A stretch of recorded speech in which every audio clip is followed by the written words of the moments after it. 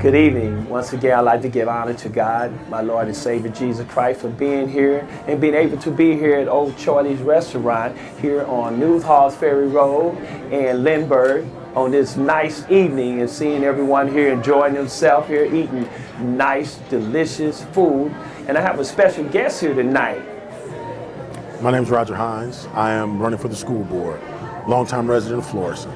Yes. Tell me a little bit about yourself, what you do other than, getting prepared to run for the school board. Tell me some of the things you do. Like I said, I'm a longtime resident of Florissant, born and raised here in St. Louis, Missouri. My education was at St. Louis University, so I've never left. I've always been here. You homeboy. Yes. I coach baseball for Little League. I coach basketball. I have coached soccer. I've coached a little bit of everything that the kids wanted to do. I have 3 boys. The 2 at McClure North High School, Right. 1 at Combs Elementary. I have a lovely wife. Like I said, we live here in Florissant, and we're working in the community, hoping to make a difference. Right.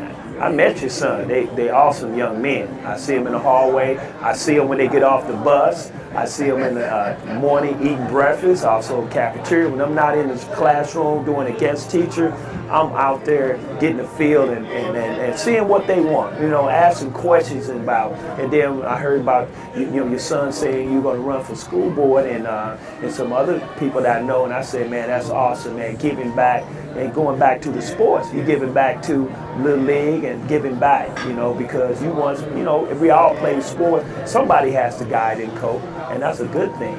Yeah, I mean, it's always about the children, man. The kids need something to keep the mind active, keep the body active, keep them doing something, and sports gives them an opportunity to learn, loyalty, and it gives them an opportunity to get out there and get some exercise and do good things. And they see good people doing good things in the community. So that's one thing, because that's important. Right, because we always hear that particulars as Afro-American males, or just saying we know we black, but people always put that stigma on that we don't give back. And we have, I know a lot of men that gives back, such as yourself, myself, and other guests that's here tonight. And that's an awesome thing, because it takes men to sharpen men, especially older men, to give back, because I noticed since I've been there, like your son, that I see him in the hallway, they doing something, they'll immediately say, okay, Coach G, here comes Coach G, because they need that. Everybody wants discipline. And that's what we try to do, is because without discipline, you cannot achieve the highest goals you want. People say the sky's the limit. Without discipline, you can't get that. Well, you need discipline, and discipline is more than, discipline is more than punishment. Discipline is knowing that it's time to do your homework. Discipline is knowing that it's time to eat the proper meal. Discipline is knowing that it's time to get on the field or get on the court and do the workout necessary to prepare yourself. Discipline is knowing that it's time to go home and open that calculus book and get in there and get ready for that test or the next day's assignment. So discipline is more than punishment. We have to make sure that everybody understands when you say discipline, you don't just mean punishment, because that's not what we want the kids to get out of the word discipline. That's not what we want them to get when we see them in the hallways. I don't want them to straighten up just because they see me. I want them to straighten up because they know that's what's expected of them. They know that's what's going to take them to the next level, and that's what's going to get them the respect that they want in the community and from others that are in the community as well. So discipline is more than just a punishment. It has to be what keeps everything moving. Yeah, punishment has a role in it, because obviously you have to fear what the disciplinary action might be, but you also need to know that discipline is going to get you to the next level.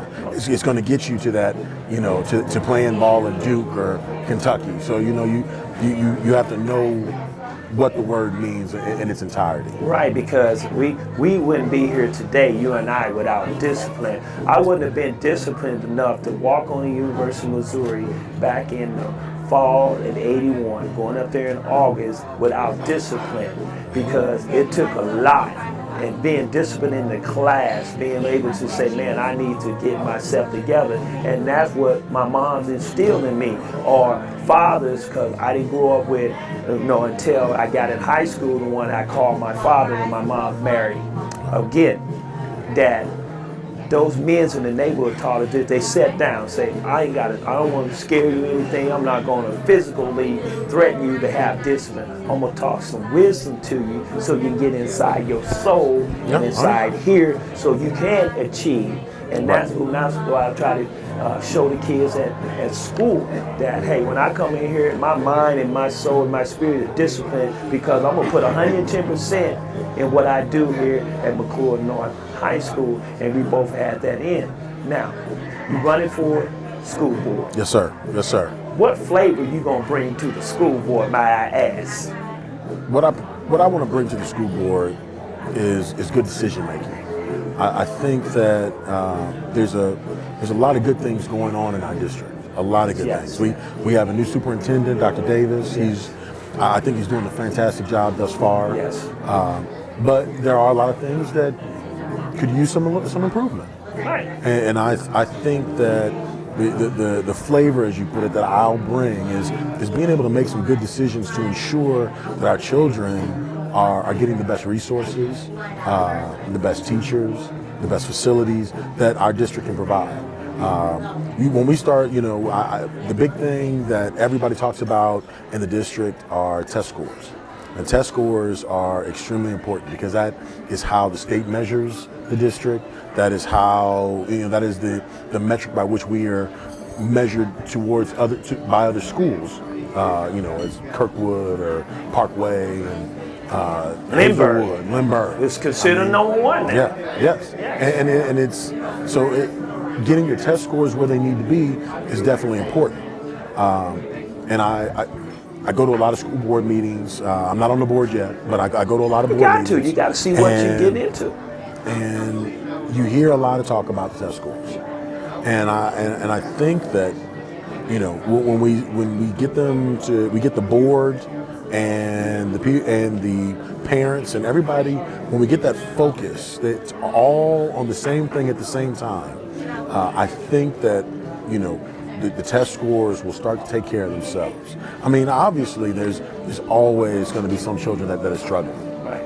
But the board has resources. And we, as a parent myself, I want to ensure that those resources are being used to their fullest capability. The fullest capability. And sometimes I question whether or not that is the case. Right. Not all the time, because like I said, we have a lot of good things happening in the district. Oh, we have a lot of things, but we can always, every year you should get better. Yes. You should sit back Yes. and evaluate yourself. Yes. So that's some of the things that you can look at and say, okay, what work and don't work. And people, since I've been involved in the school district for 3 years, coaching and being in these different classrooms, I always say you got that basic 3 learning style. In those learning styles, you got mixed in them now. Yeah. It's like you got 1, 2, 3, and then you got here, because kids come from different family structure. Yes. Some kids gonna struggle, and others say. So we need to look at it and say, okay, what works and what works, because everything that's good for these 10 might not be good for this one here, and we don't want to leave them out. Well, and not only do they come from different family structures, but they also have different variables that they have to overcome. Yes. To come to class, to come to school. And we not only do we need to be sensitive to those, but we need to assist where we can. And the resources are available, because all of those things that a child has to overcome to get to school affects his day learning at school. And if we have the resources, we need to make sure we're providing the resources where they're needed. And we have a budget. I don't have all the budgetary numbers, so I can't quote numbers. I don't want to quote numbers, but our budget isn't necessarily any smaller than Lindbergh or Kirkwood or Ladue or anybody else. I mean, our tax base is a little bit smaller, but we still we can utilize our tax dollars. We can utilize those budgetary dollars and the most effective and efficient means, I think we can do a lot of good with a lot of children that, may otherwise not have continued on with their education. And if we can approach some of those and say, we can't solve all the problems, but a teacher can't solve every problem. You can't solve the problem necessarily if a kid can't eat dinner every night. You might be able to help him make sure he gets some food and then at breakfast, at lunchtime, and say, hey, let's take a sandwich home. So what you're saying, what I'm saying my is, brother, what I'm saying, we need to, because I was doing the same thing. When I'm at school and when I'm training them, I take an inventory of what every kid's skill level is. Yeah. And then, okay, we got them in the group, and I go to the head coach and say, I'm gonna have to work with these kids on the weekend. Now, you ain't gotta come up here, and nobody's paying me for that, but also to have a winning championship program year in, year out, we have to do the same thing in the classroom. It's inventory these kids. They make a survey. It can be private. Now we found out this kid, for example, Jack, don't have no food at the home. He said it's K out of their home. That's going to affect his home. And we have some resources to address that. Right. And we have to make sure that those resources are being, that child is receiving those resources because they're out there. Ferguson Florissant District has resources to address exactly that if needed. But we have to know that child needs those resources. And sometimes we might have to go get them, bring it. Hey, right? That may be the case, and I don't want to necessarily put that burden on any teacher.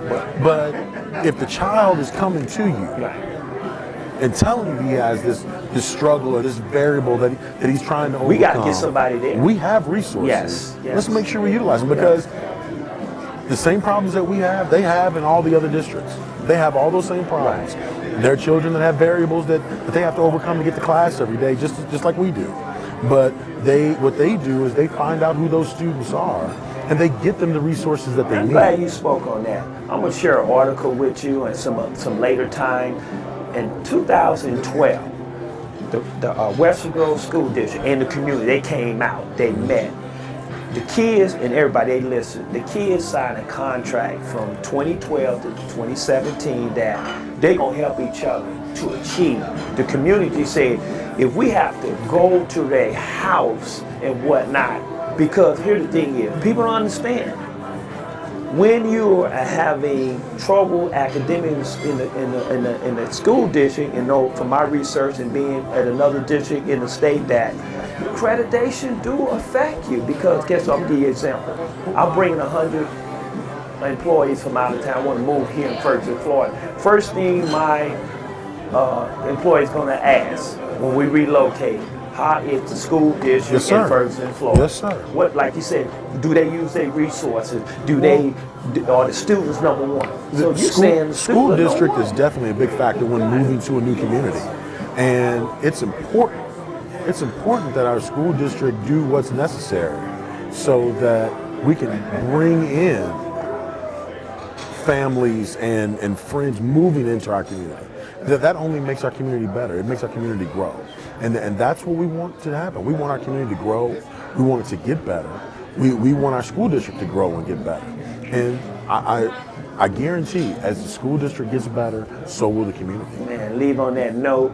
Man, I'm glad that you have some, what I'm seeing from you being here, I think you'll be excited to have your flavor mix in what we're doing, especially being from Ferguson, Florissant, living here. That's what we need because you know what it is because you have kids in the school district. Yes, sir. All you want to do is be a part and help it grow.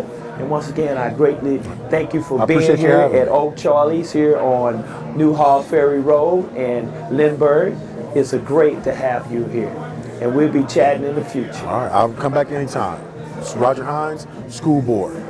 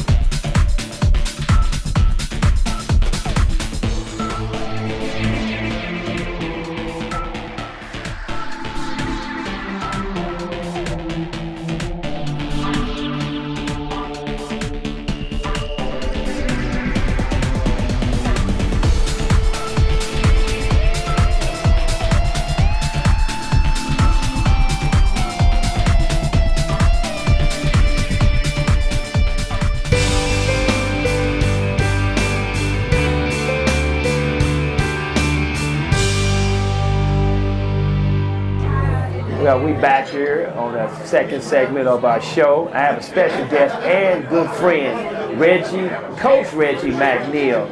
And Coach is going to introduce himself, tell him about the little things he do. He's everywhere here in St. Louis. Okay, name's Coach Reggie McNeil. Been here in St. Louis since 1991. Came here, got called back to Desert Storm and moved my family back here. I've been here, I started playing semi-pro football back in 1993. And I played for about 13 years. Around 1997, my kids wanted to run track.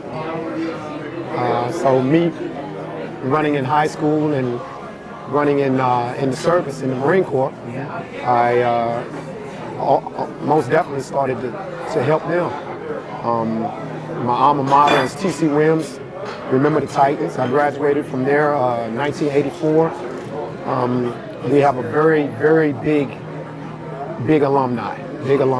And everybody knows we're football. We're football and we're track. So, and I played both. The Marine Corps changed me, gave me the discipline that I needed. Right, we need that discipline. Oh yeah. So I ran and I played football in the Marine Corps, where I was recruited to college to also play football and run track. Right. So I went to school up in South Dakota, and as I said, while I was in school, I got called back to Desert Storm in 1990 and moved my family here they were living in Cleveland at the time, and I moved them back here, and I've been here since. Been ever since in St. Louis, Missouri. Speaking of the Marine Corps, after me graduating my 5th year at the University of Missouri, I took my test, and they would call me back and say, you got to retake another part of it. Right. And Lloyd had something else for me. He wanted me to go into educating, teaching. I said, teaching, yes. But we all have our calling. And our calling with both of us is working with youth and working in the school district. You at Rittner. Yes. And tell a little about what you do at Rittner. Well, I'm currently the head coach at Rittner for the girls track and field program. I came there via, I was at Hazelwood East for years. I have 3 kids that graduated from Hazelwood East. Right. 2 had football state championships. And one, my daughter, she was a state runner-up in track and field back in 2007. Right, And that's where I met you at. Right. We met each other in about 2005. 2005. Yes, where I was volunteering, started out volunteering, then I was started coaching out volunteering too. We had the state championship 02, 03 with the boys, and then you came, and yes. I got to coach your son. Yes, right. Yeah, outstanding son. Yes, right. Charles Johnson, who's an MMA fighter now. Right. He broke that beard, that hair. Looked like me. And people don't know, he was a heck of a steeplechase. Yes, he's a heck of a steeplechase runner. He was AAU national champion in the 3,000 meters back to back. He was great. He was a decathlete also. So a lot of people didn't know that, and he was also wrestled in high school. He was he placed 5th in wrestling. And then another thing too, he's just a few hours away from graduating undergrad. Yes. Yeah, and that's the most important thing. That's the most important thing for him to finish his education up. It's taken him a little while because he's pursuing his dream. I told him as long as we take care of everything else, the dream will come. And your older daughter graduated. Tell about her, superstar. My oldest daughter, Jantel, she graduated from Western Kentucky University. She was a heptathlete there. Right. She went down her freshman year, finished 3rd in the conference. I think that's probably the first time freshmen ever finished that high. Right. So she's graduated from there with a degree in fashion and textile. Right. She loves those clothes. Yeah, she loves clothes, and I always told her we're athletes, but we're also young women. Yeah, so, one more, baby girl. Yes. Kind of like we got her back out there on the track. Yes. And because she was like, I don't want to go out, but we had to get her back out there. Yeah. So I got one that's a senior now at Pattonville. She's a thrower, and we're gonna see what she does this year. With the javelin being competed this year, oh boy, she couldn't wait. She couldn't wait, but it's not gonna be for points. Right. So that's the only thing. But they are the the team that's going to put it in the future out there, because javelin is going to be one of the premier event in our state championship in all classes. Yes. So, you know, and that's where I come in, being a level 2 USATF certified coach.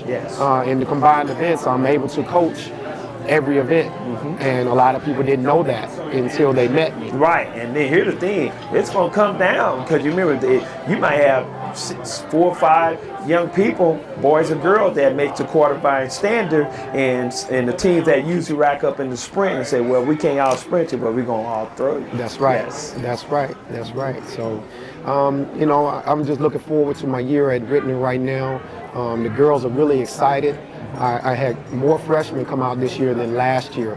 I'm just hoping to keep them out there. So I got to get them to love me first before they hate me. Right. So, you know, and I told them, you know, it's about, we got to have track etiquette even when we're in school. You know, your character goes a long way. Right. And I explained to them that your character is what you do when somebody's not even watching you. You know, people understand the conference that we in, a district and a section. This is state semifinals with the McClures and with the Hazelwood, with the Rittners, the Pattonville, Kirkwood, Webster man, Grove. Wow. Man, our conference is stacked, and I told them if we can finish in the top 3, in our conference and in the district, we can finish in the top 5 at state. You're gonna finish at state. We all know each other from summer track. And tell a little bit about summer track, what we do in summer track. I'm a head coach at University City Explosion, which is based at University City High School. I've been there since 1997. 1997. I became the head coach in 2003. I've had, I don't know how many national champions that came through there. A few to name: Laura Bell, Zuri Reed, my daughter, my son, Jantel McNeil, Charles Johnson. So many. And I just make sure that I teach each and every one of them. You have to do one field event for me. Right. You're not just there to run. No. Because people don't know the connection. You being at Rittner, people don't understand and see the connection of summer track. There's a pipeline to a high school track, because a lot of outstanding high school track got their birth in what? Summer track. AAU and USA track and summer track. And you know, some high school coaches really don't get it, and I try to let them know, you know, that's an avenue to your program. Once you get those athletes developed at a young age, once you get them in high school, it's a lot easier to train them. Right, and particularly you see back-to-back state championship where I'm at McClure North. That's right. Those hurlers and everybody got their start. When I came home, they was running in 2002, and they was elementary kids. And look, in 10, 15 years later, those clubs. But we do have some coaches, they embrace it because they say, hey, Coach G, they take my kid, man, and they appreciate it. We always got that small percentage saying, hey, they frown upon it, but they don't know.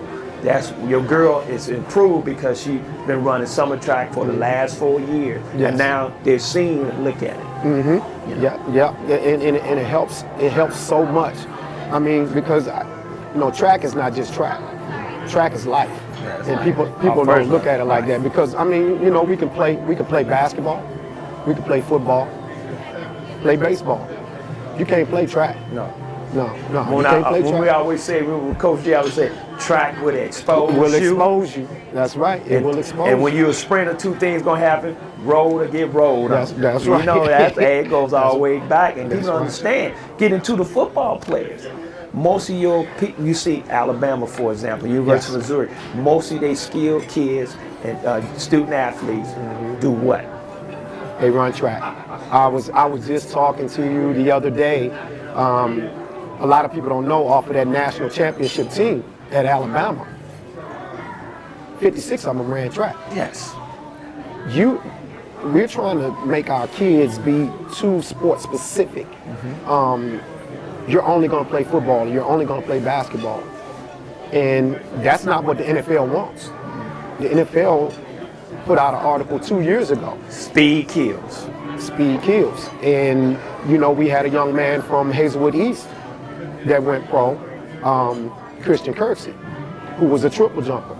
And people didn't know that. And so they're looking for those kids that A multifaceted That's athlete and back, because people don't know track and field is the core of improving skills, agility in all areas.